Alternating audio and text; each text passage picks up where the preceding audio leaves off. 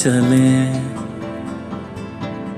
खुशबू जहाँ घुली है हवाओं में। थोड़ी सी आवारगी, थोड़ी सी दीवानगी, थोड़ा सा पागलपन जीने में। कोई ना रोके मुझे, कोई ना टोके मुझे, उड़ती फिरूं पंख फैला के। सफरनामा, सफरनामा, बादल की गलियों में खो जाने का सफरनामा।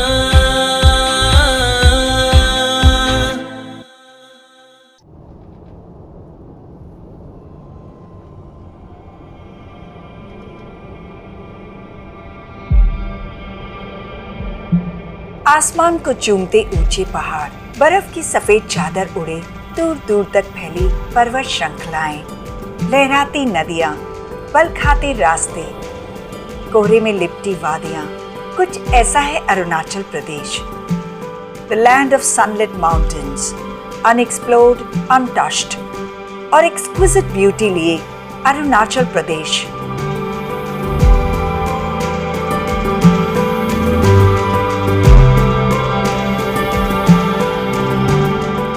मुस्कुराहट की गर्माहट लिए बाहें फैलाए हर किसी का स्वागत करता दिखाई देता है।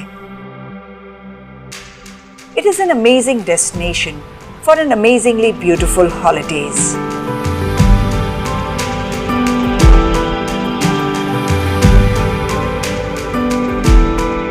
सेवन सिस्टर्स में से सबसे बड़े राज्य अरुणाचल प्रदेश की कैपिटल सिटी है ईटानगर। अरुणाचल प्रदेश के साउथ में है आसाम और नागालैंड। अरुणाचल प्रदेश को ऑर्किड स्टेट ऑफ इंडिया या पैराडाइज ऑफ बोटैनिक्स भी कहा जाता है। यहाँ 500 से ज्यादा बर्ड स्पीसीज पाई जाती हैं। यहाँ का फ्लोरा और फौना इस रीजन को एक स्टेट ऑफ कामनेस और फ्रेशनेस देता है। अरुणाचल प्रदेश को एक्सप्लोर करने के लिए मैंने अपना पहला डेस्टिनेशन चुना बॉमडिला, जो कि ईस्टर्न हिमालयन रेंजेस में बसा छोटा सा खूबसूरत टाउन है। बॉमडिला पहुंचने का एक ही जरिया है, जो है roadways. So I started my journey to Bomdila by car very early in the morning. लेकिन तब मैंने सोचा नहीं था कि my drive to Bomdila from Guwahati मुझे क्या क्या सरप्राइज देने वाली है। Arunachal rises abruptly from Assam's plain. Arunachal में एंटर करते ही अचानक एटमॉस्फेयर बदल गया और मुझे लगा जैसे मैं बादलों में आ गई हूँ।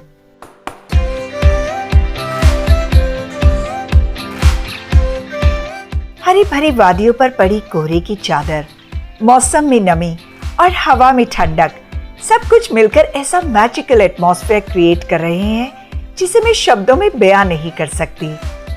अपनी ड्राइव का मजा लेते हुए अचानक मुझे लगा कि अगर इस समय गरम गरम चाय का प्याला मिल जाए तो मजा आ जाए। और जैसे गॉड ने मेरी मन की आवाज सुन ही ली।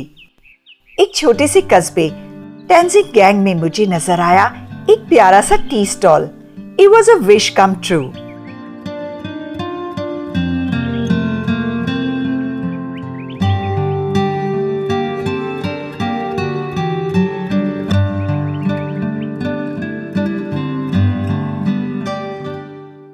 एक अच्छे से टी स्टॉप ओवर के बाद मैंने अपनी जर्नी दोबारा शुरू की।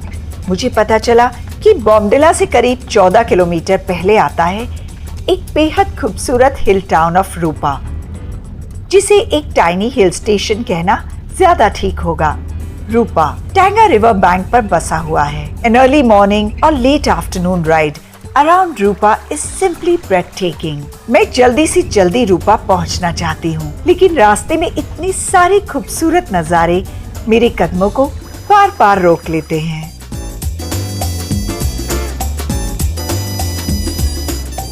Arunachal, you gorgeous. रास्ते में मिले इस खूबसूरत सस्पेंशन ब्रिज पर एक छोटी सी वॉक के बाद मैं पहुंच गई चिलीपॉम मॉनेस्ट्री।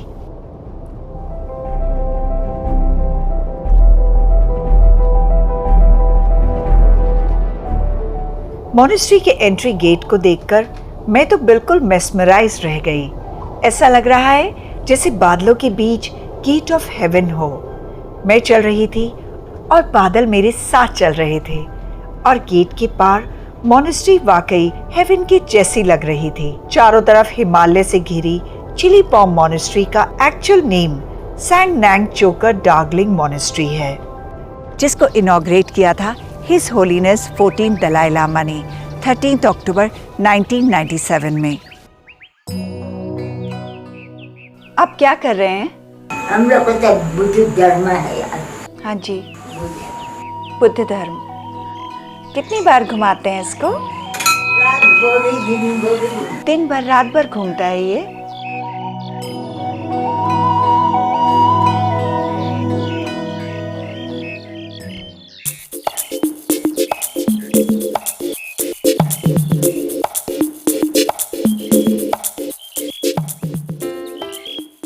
चिली पॉम मॉनेस्ट्री आर्किटेक्चरली तो ब्यूटीफुल है ही, लेकिन प्रेयर हॉल की दीवारों पर बनी पेंटिंग्स और म्यूरल्स के लिए तो मेरे पास शब्द ही नहीं है। यहाँ दीवारों पर भगवान बुद्ध की लाइफ स्टोरी और टीचिंग्स को पेंटिंग्स के द्वारा दिखाया गया है।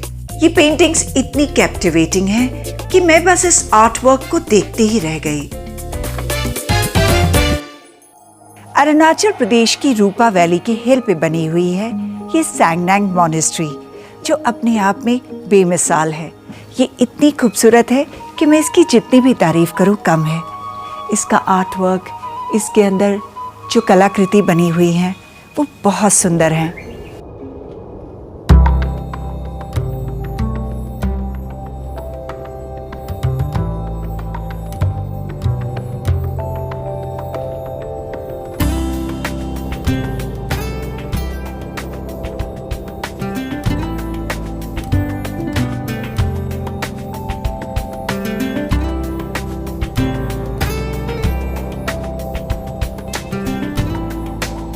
यहाँ यंग बुद्धिस्ट मॉन्क्स बुद्धिज्म की पढ़ाई करते हैं और इन मॉन्क्स को लामा कहा जाता है। यहाँ करीब 150 लामाज 9 साल तक रहकर अपनी पढ़ाई को पूरी करते हैं। This monastery is a perfect abode of peace and serenity which leaves you speechless. भगवान बुद्ध की कृपाओं के आभार स्वरूप लोग यहाँ अपनी सामर्थ्य के अनुसार भगवान को चीजें अर्पण करते हैं। ये गोल्ड का कमल भी किसी ने अपनी मनोकामना पूर्ण होने पर यहाँ भेंट किया है। यूं तो भगवान को हम क्या दे सकते हैं, लेकिन उन्हें कुछ भी अर्पण करना उनके उपकारों के प्रति अपना ग्रैटिट्यूड शो करना है।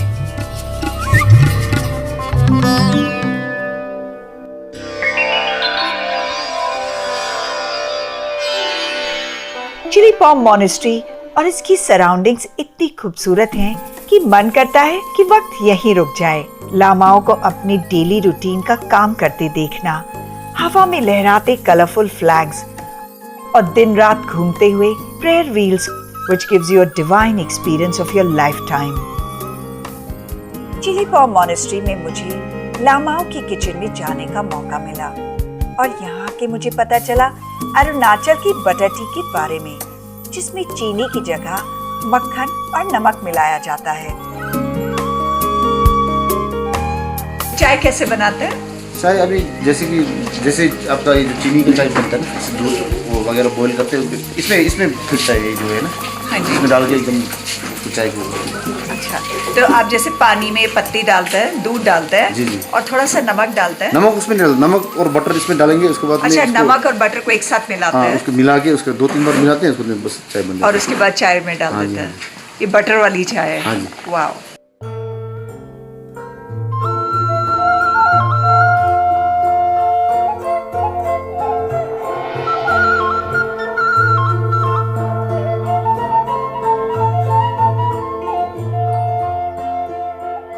ये मॉनेस्ट्री की किचन है और यहाँ पर 160 मॉन्क्स का खाना बन रहा है। यहाँ पे लंच, डिनर, ब्रेकफास्ट सब बनाया जाता है। अभी इन्होंने ये चाय बनाई है जो मैं पी रही हूँ।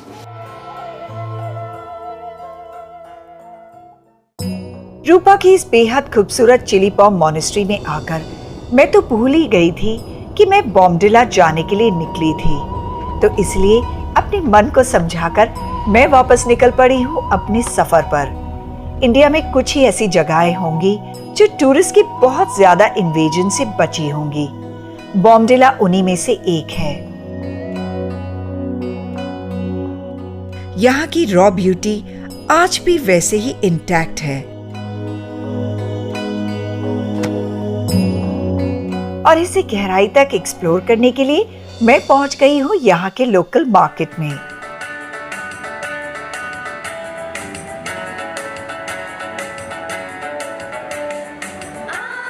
ये सफेद राजमा होता है। तुम्हारा नाम क्या है? शिरिंग वांगचू। ये सब लोकल प्रोड्यूस है, बड़ा ही इंटरेस्टिंग है। लोकल मार्केट में लोकल प्रोड्यूस देखना, उन्हें खरीदना मुझे सबसे ज्यादा पसंद है। मेरी नजर पड़ी इस यूनिक से मार्केट में जिसे सिर्फ लेडीज चलाती हैं, जहाँ से मैं यहाँ के सब लोकल प्रोड्यूस खरीद सकती हूँ। फिर चाहे वो सब्जियाँ हो, यहाँ का अनाज हो, बर्तन हो, कपड़े हो या day to day household में इस्तेमाल होने वाली चीजें, यहाँ सभी कुछ मिल जाता है। ये मेरे लिए एक बड़ा ही यूनिक शॉपिंग एक्सपीरियंस था, तो कुछ शॉपिंग मैंने भी कर ली। यहाँ के लोग ज्यादातर खुश रहने वाले, मिलनसार होते हैं। मार्केट में घूमते हुए मेरी मुलाकात हुई कुछ ऐसे ही फ्रेंडली लोगों से और दो छोटे छोटे प्यारे दोस्तों से, जिनसे बात करके मुझे बहुत मजा आया। सुबह होते ही मैं निकल पड़ी दिरांग की ओर। दिरांग एक छोटा सा हिल स्टेशन है जो बहती हुई नदियों और खूब सारी हरियाली के साथ आपका स्वागत करता है। यहाँ के खूबसूरत लैंडस्केप और प्लीजिंग वेदर आपकी बॉडी और सोल दोनों को ही तरोताजा कर देते हैं। दिरांग पहुंचकर मैं सबसे पहले चल दी दिरांग फोर्ट।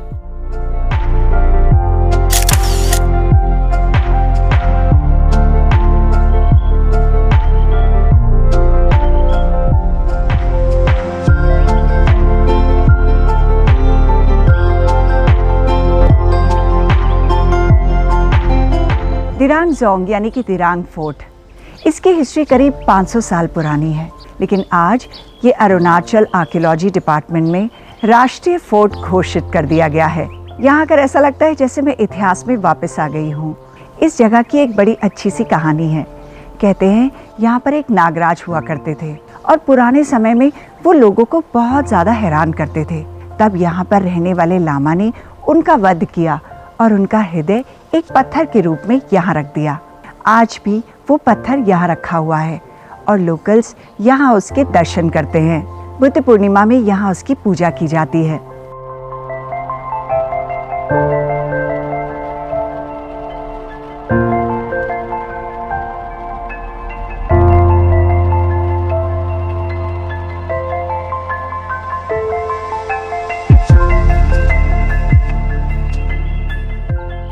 ये मंदिर का नाम है लामा जुटो।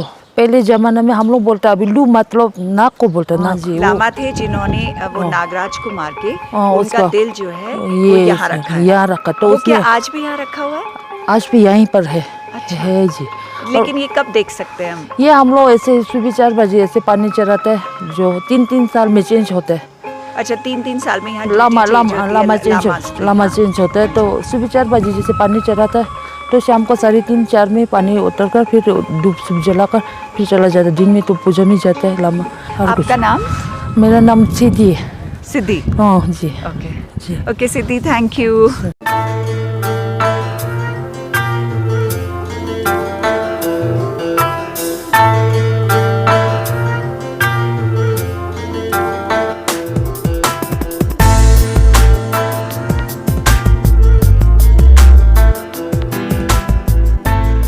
ये फोर्ट 17th सेंचुरी में बॉम्डिला को पड़ोसी राज्यों से प्रोटेक्ट करने के लिए बनाया गया था। इनफैक्ट वियतनाम वॉर के दौरान इस फोर्ट को जेल के रूप में और वर्ल्ड वॉर के समय इसे शेल्टर की तरह इस्तेमाल किया गया था। Dirang is one such location that helps you enjoy and rediscover yourself and be inspired. Dirang fort के एंट्रेंस वुडन गेट को लोकल आर्किटेक्चर डिजाइन से सजाया गया है।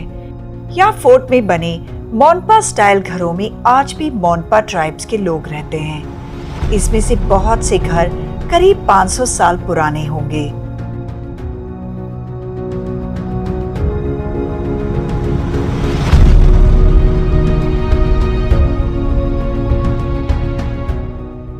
यहाँ फोर्ट में रहने वाली सिद्धि ने मुझे इस फोर्ट के इतिहास के बारे में काफी जानकारी दी। उन्होंने मुझे बताया कि पहले ये फोर्ट तिब्बत के राज में था। तब यहाँ रहने वाले लोग तिब्बत के राजा को अनाज के रूप में टैक्स दिया करते थे। 500 साल पुराने इतिहास को इतने करीब से देखना अपने आप में एक एनरिचिंग एक्सपीरियंस था। और अब मैं जा रही हूँ कुछ डिवाइन एक्सपीरियंस के लिए दिरांग मॉनेस्ट्री।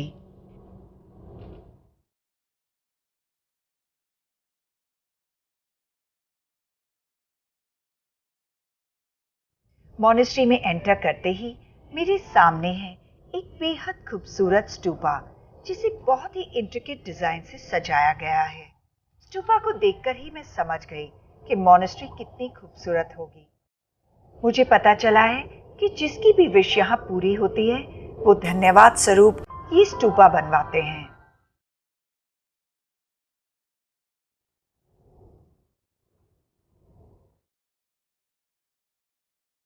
बौद्ध धर्म में इन प्रेयर व्हील्स को घुमाना पूजा का ही रूप माना जाता है। लोग आकर प्रेयर व्हील्स घुमाते हैं।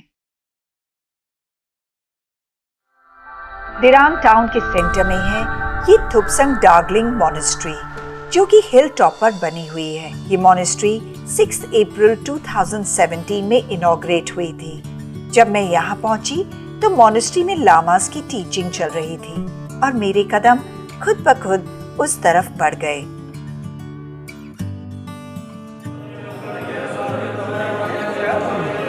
मॉनेस्ट्री के मेन हॉल में भगवान बुद्ध की बड़ी सी प्रतिमा, दीवारों पर चित्रित उनकी जीवन की कहानियां और गूंजते लामाओं के चांट्स ऐसा डिवाइन एटमॉस्फेयर क्रिएट कर रहे हैं जिसे मैं शब्दों में बयां नहीं कर सकती। इसे तो बस यहाँ आकर महसूस किया जा सकता है।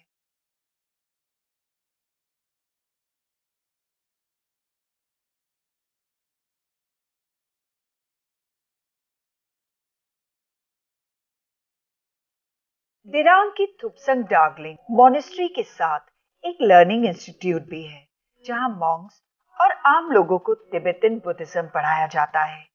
थुपसंग डार्गलिंग मॉनेस्ट्री को उसका नाम हिज होलीनेस 14 दलाई लामा ने दिया था, जिसका मतलब होता है place of flourishing of the Buddha speech.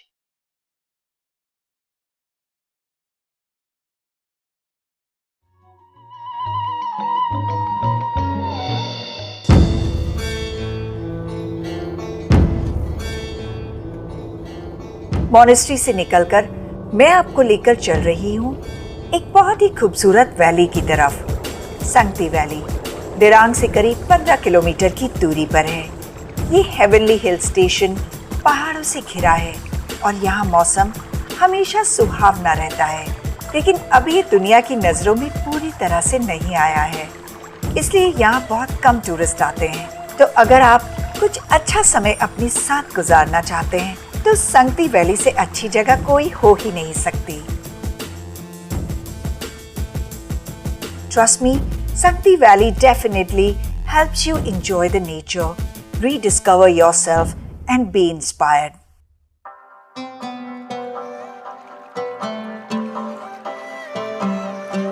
चल वहाँ चले, खुशबू जहाँ घुली है हवाओं में। थोड़ी सी आवारगी, थोड़ी सी दीवानगी, थोड़ा सा पागलपन जीने में। कोई ना रोके मुझे, कोई ना टोके मुझे, उड़ती फिरूं पंख फैला के। सफरनामा सफरनामा, बादल की गलियों में खो जाने का सफरनामा।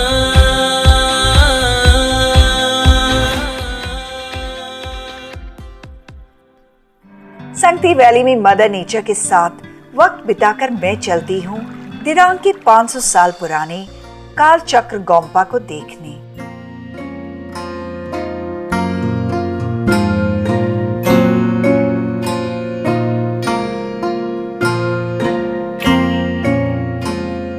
गोम्पा एक्चुअली बुद्धिस्ट मोनेस्ट्री को ही कहते हैं। बुद्धिज्म के सेंचुरीज ओल्ड ग्लोरियस हेरिटेज को अभी भी सहेजे हुए है ये कालचक्र मोनेस्ट्री। आर्किटेक्चरल ब्रिलियंस का जीता जागता उदाहरण है।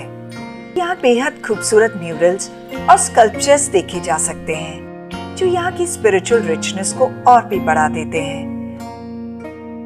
और यहाँ आकर मुझे पहली बार पता चला कि घूमते हुए इन प्रेयर व्हील्स पर क्या लिखा होता है।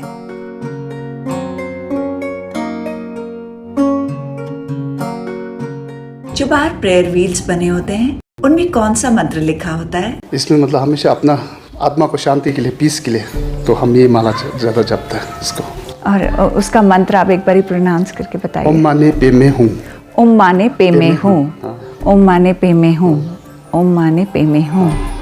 और इससे मन को शांति मिलती है और हम भगवान को प्रेयर करते हैं इससे। अच्छा, तो ये सब जितने भी प्रेयर व्हील हैं उनमें यही लिखा होता है? हाँ, सब प्रेयर व्हील में। कोई किसी जगह में आपका, जैसे ये हमारा ये है गुरु रूमछे, गुरु रूमछे, हाँ, इसका लिखता है ओम आ हूँ बेजर गुरे पे में सहते हूँ।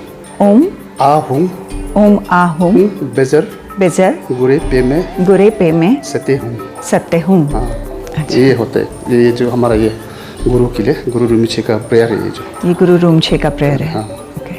और भगवान बुद्ध के लिए ये ओम माने पे में हूँ, ओम माने पे में हूँ। हाँ। Okay, thank you.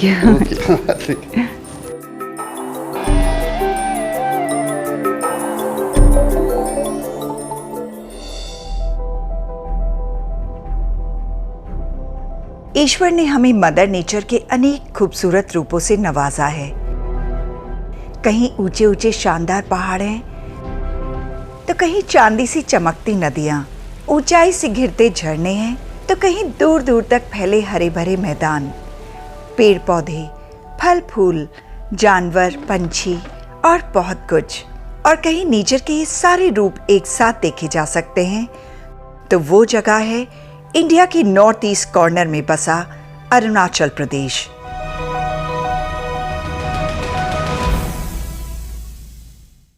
Situated in the lap of mighty Himalayas, Arunachal Pradesh के साउथ में आसाम राज्य है। तो अगर आप बेहतरीन खूबसूरत दुनिया में जाना चाहते हैं और एक out of this world experience की तलाश में हैं, तो आपको अरुणाचल आना ही चाहिए।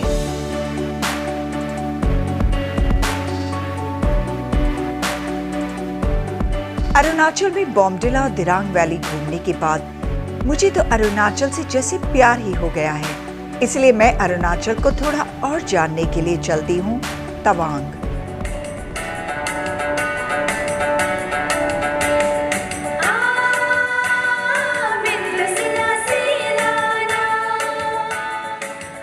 लेकिन मुझे पता चला कि तवांग तक पहुँचने के रास्ते में मुझे और भी बहुत कुछ देखने और एक्सपीरियंस करने को मिलेगा।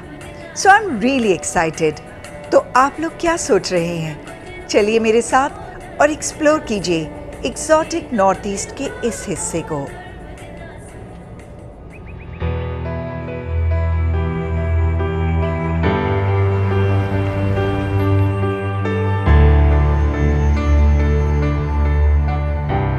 बॉमडिला और सीला के रास्ते में आता है नकमाडंग वॉर मेमोरियल, जिसके सामने है वो फेमस बैटल ग्राउंड जहां 18 नवंबर 1962 में इंडो चाइना वॉर हुई थी।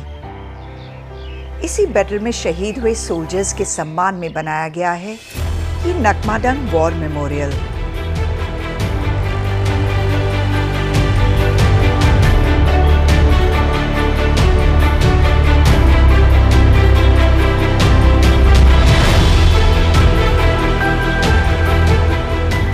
पहाड़ों के बीच बेहद खूबसूरत सेटिंग में बना ये वॉर मेमोरियल गौरव और शांति का प्रतीक नजर आता है।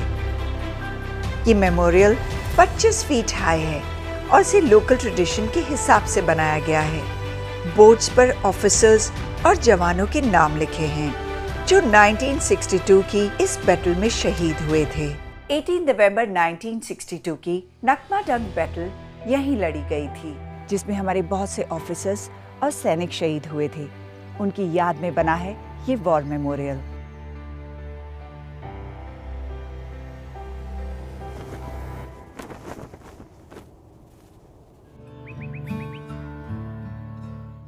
यह वॉर मेमोरियल में एक छोटी सी कैंटीन है, जहाँ से आप चाय, नाश्ता या फ्रूट्स लेकर खा सकते हैं। अभी सुबह के 6:30 बजे हैं और मैं तवांग जा रही हूँ, तो मैंने अपने ब्रेकफास्ट के लिए ये जगह चुनी है।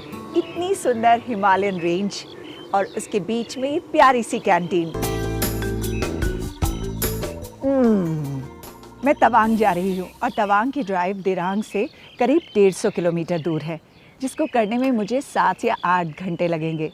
मज़ा आ गया गरम गरम समोसे खाने में और गरम गरम चाय पीने में।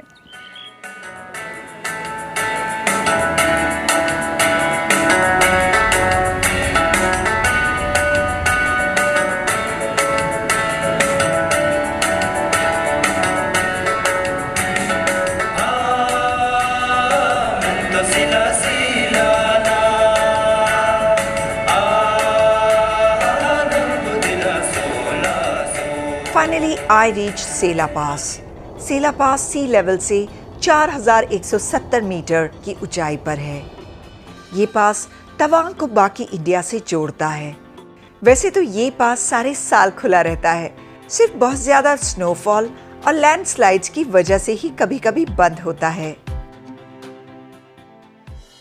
दुनिया के सबसे ऊंचे पास में से एक इस पास को सेला पास क्यों कहा जाता है, इसके पीछे एक कहानी है।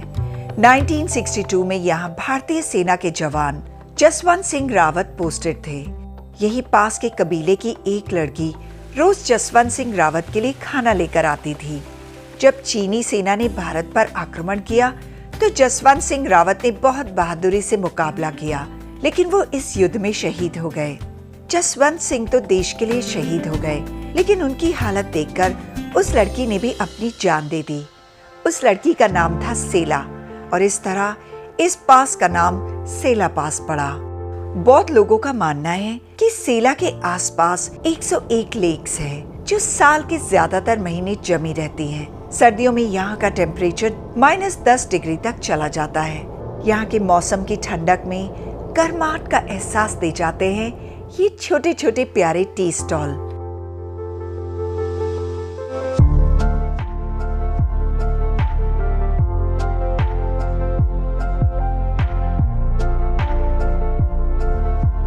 सेला लेक से मैं आगे बढ़ने को हुई तो मेरा रास्ता आसपास के खिले हुए फूलों ने रोक लिया, जैसे वो मुझे आगे बढ़ने से रोक रहे हो। यहाँ अरुणाचल में फूलों की ढेरों स्पीसीज पाई जाती हैं, जो सिर्फ यहीं देखी जा सकती हैं। सेला पास का ये रास्ता इतना खूबसूरत है कि हर जगह मन होता है कि बस रुक जाओ, कुछ पल बिता लो प्रकृति की इस सुंदरता के साथ।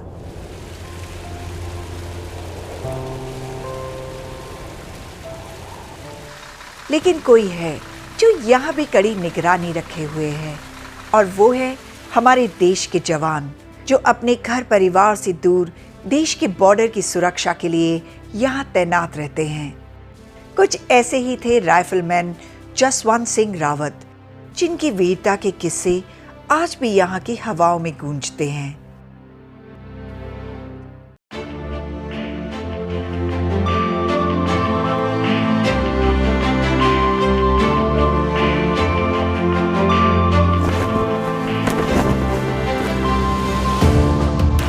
नवंबर 1962 की सुबह तवांग से होते हुए चाइनीज आर्मी सेला पास के नुरानैंग पोस्ट की तरफ आ गई थी, जहां अपने 2 साथियों के साथ राइफलमैन जसवंत सिंह रावत तैनात थे। उन्होंने 72 घंटे तक चाइनीज आर्मी का पूरी बहादुरी के साथ मुकाबला किया और शहीद होने से पहले 300 चीनी जवानों को मार गिराया।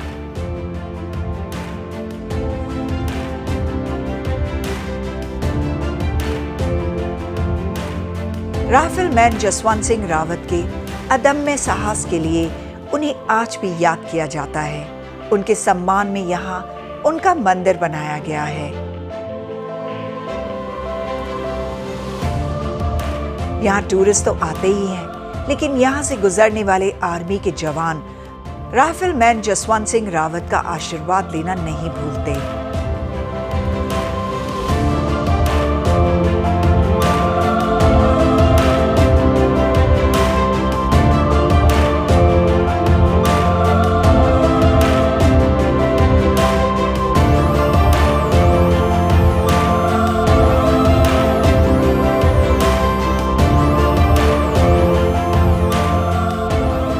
ये 1962 का बंकर है। 1962 में इंडो चाइना वॉर के समय इन्हें इस्तेमाल किया गया था। ये देखने के बाद मैं समझ सकती हूँ कि कितना मुश्किल होगा उस वॉर को लड़ना जो राइफलमैन जसवंत सिंह रावत ने अपने साथियों के साथ लड़ी थी। राइफलमैन जसवंत सिंह रावत को सैल्यूट कर मैं चल दी तवांग की तरफ। अभी रास्ते में एक और स्टनिंग सरप्राइज मेरा वेट कर रहा था और वो है नूरानैंग फॉल्स, जिसको जंग फॉल के नाम से भी जाना जाता है। पहाड़ और हरियाली के बीच 100 मीटर की ऊंचाई से गिरता है ये waterfall, which gives you beautiful and pristine experience। Nuranang river ऊपर से नूरानैंग फॉल के रूप में तवांग नदी में गिरती है। यहाँ नीचे एक हाइड्रो प्लांट लगाया गया है, जहाँ पैदा हुई बिजली पूरी तवांग में सप्लाई की जाती है।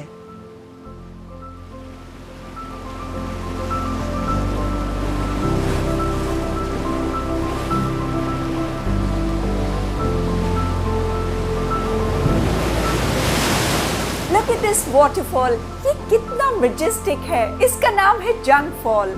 मैंने इतना सुंदर वाटरफॉल नहीं देखा।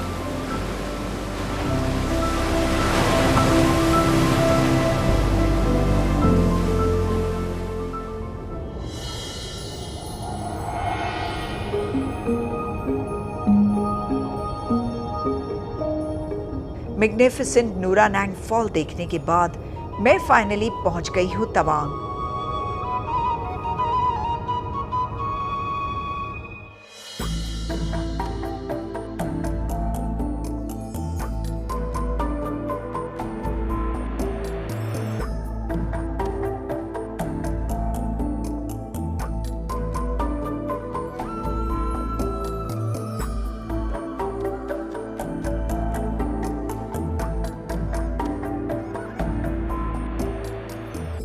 और सबसे पहले मैं आ गई हूँ Tawang monastery. Tawang monastery is India's largest and world second largest monastery. ये बौद्ध लोगों के लिए सबसे पवित्र साइट्स के रूप में मानी जाती है।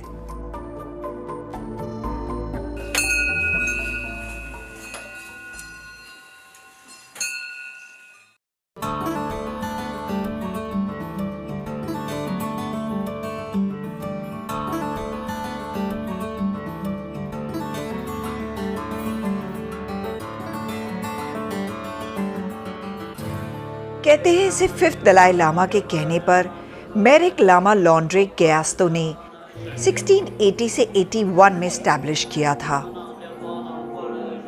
तवांग मॉनेस्ट्री के बनने के पीछे एक बहुत ही इंटरेस्टिंग लेजेंड है। कहते हैं मेरिक लामा को मॉनेस्ट्री के लिए कोई अच्छी जगह नहीं मिल रही थी। ढूंढते ढूंढते थक कर वो एक गुफा में आराम करने चले गए। वहां बैठकर उन्होंने प्रार्थना की और जब एक गुफा से बाहर आए तो उन्होंने देखा कि उनका घोड़ा वहां नहीं है। ढूंढने पर लामा को उनका घोड़ा एक पहाड़ी के ऊपर मिला। Lama realized that this is the place he was searching for and he decided to build the monastery here। Tibetan में ता का मतलब होता है घोड़ा और वांग means chosen, इसलिए इस जगह का नाम पड़ा तवांग, यानी chosen by the horse।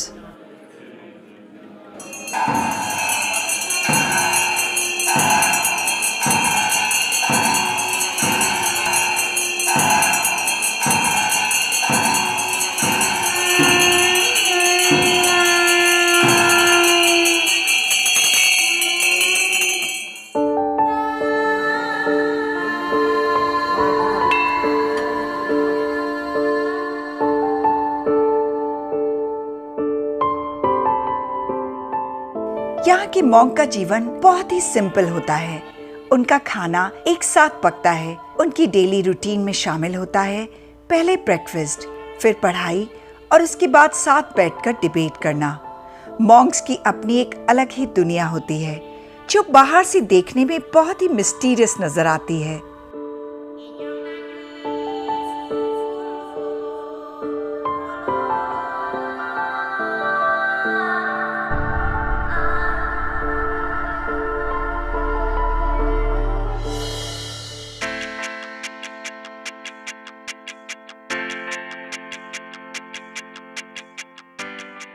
ये मोनेस्ट्री एक नगर के समान है। यहाँ पर 500 लामा 65 इमारतों में रहते हैं। इनकी दिनचर्या में प्रार्थना, मंत्रोच्चारण और ध्यान लगाना शामिल है। मैं भाग्यशाली हूँ कि मुझे यहाँ जाने का मौका मिला।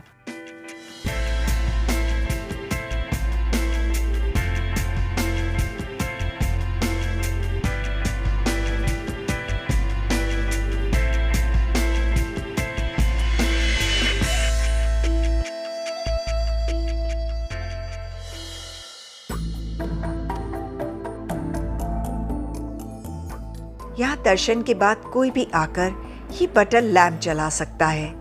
बहुत से लोग मन्नत पूरी होने पर यहाँ ये लैंप जलाते हैं।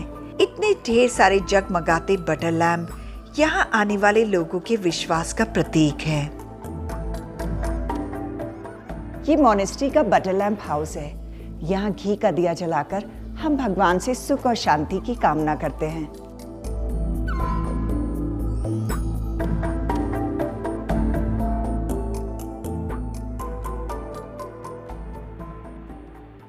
तवांग मोनेस्ट्री में आकर मुझे बहुत से डिवाइन एक्सपीरियंस हुए। इन छोटे छोटे लामाओं को देखकर लगा कि जैसे ये जीवन के सारे सुख, आराम, मोह माया त्याग कर सादगी से भरा जीवन जीते हैं, जो हर किसी के बस की बात नहीं होती। और जो ऐसा करते हैं वही बौद्ध कहलाते हैं। यहाँ मोनेस्ट्री के स्कूल के साथ एक लाइब्रेरी और म्यूजियम भी है, जहाँ 500 साल पुरानी चीजें देखी जा सकती हैं।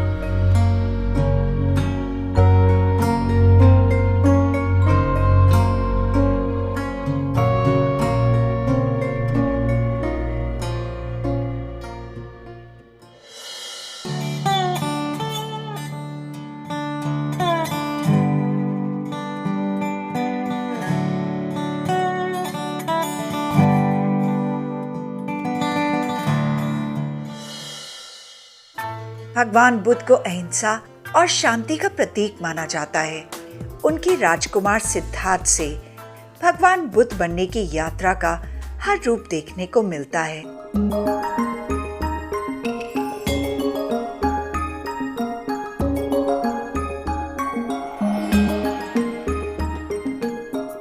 मोनेस्ट्री से निकलकर मैं देखने चल दी जायंट बुद्धा स्टैचू, जो बना है तवांग के ओल्ड मार्केट के पास।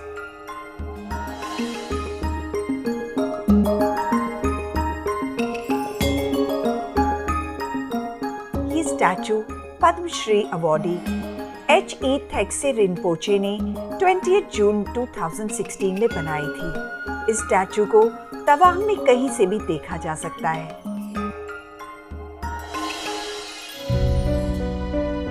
जायंट बुद्धा स्टैचू को देखकर मुझे ऐसा लगा जैसे भगवान बुद्ध पूरे तवांग शहर को आशीर्वाद दे रहे हैं।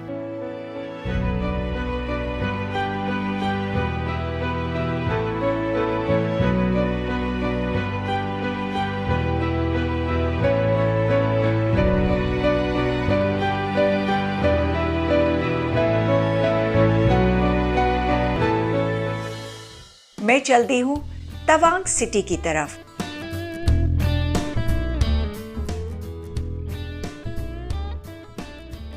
और यहाँ पहुँचते ही मैं लग गई हूँ अपनी फेवरेट काम यानी शॉपिंग में।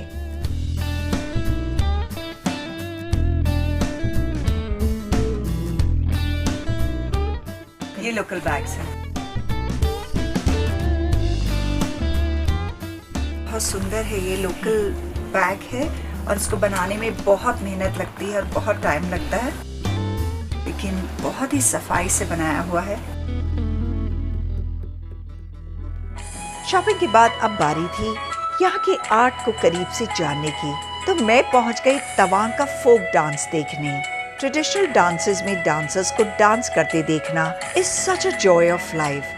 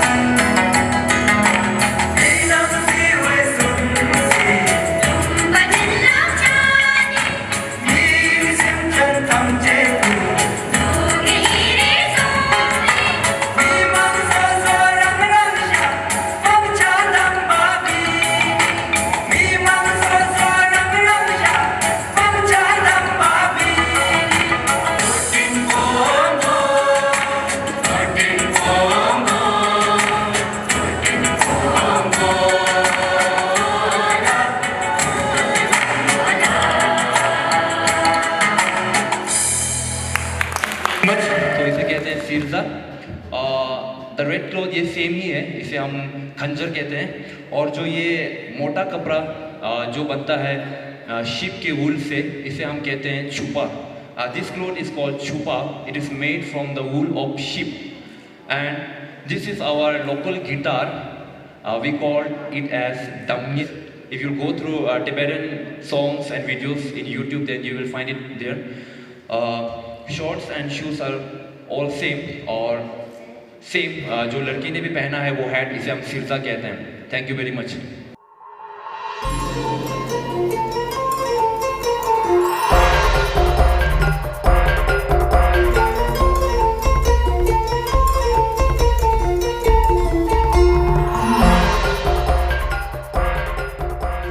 वैसे तो यहाँ तवांग में कई तरह के फोक डांसेस किए जाते हैं, लेकिन मोनपास का सबसे फेमस डांस है याक डांस। कहते कई सौ साल पहले एक परिवार ने एक जादुई पंछी की मदद से याक डांस को डिस्कवर किया था। इसीलिए याक डांस में मास्क लगाए हुए डांसर्स उसी फैमिली के मेंबर्स को रिप्रेजेंट करते हैं। इस डांस को पवित्र माना जाता है क्योंकि याक के डिस्कवर होने के बाद मोनपा कम्युनिटी में प्रॉस्पेरिटी आई थी।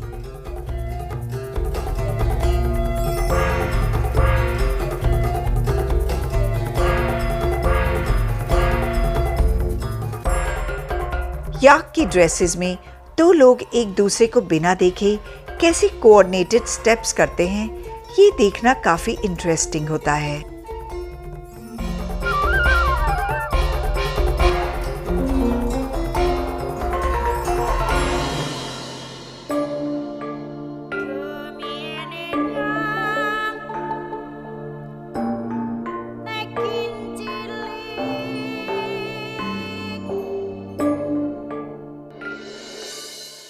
अरुणाचल के जितने भी रंग मैंने देखे, मैं उन्हें पूरी जिंदगी भुला नहीं पाऊंगी।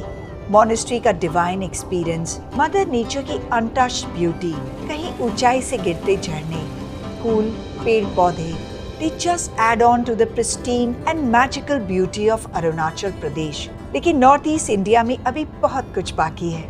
अगले एपिसोड में मेरे साथ चलिए अबोर्ड ऑफ क्लाउड्स यानी मेघों के आलय, मेघालय की राजधानी शिलोंग, जहां ओल्ड चार्म और फ्रेश स्पिरिट आपका दिल जीत लेगा। तो रहिए मेरे सफरनामा के साथ और हमेशा खुश रहिए, मुस्कुराहट बांटिए एंड कीप ट्रैवलिंग।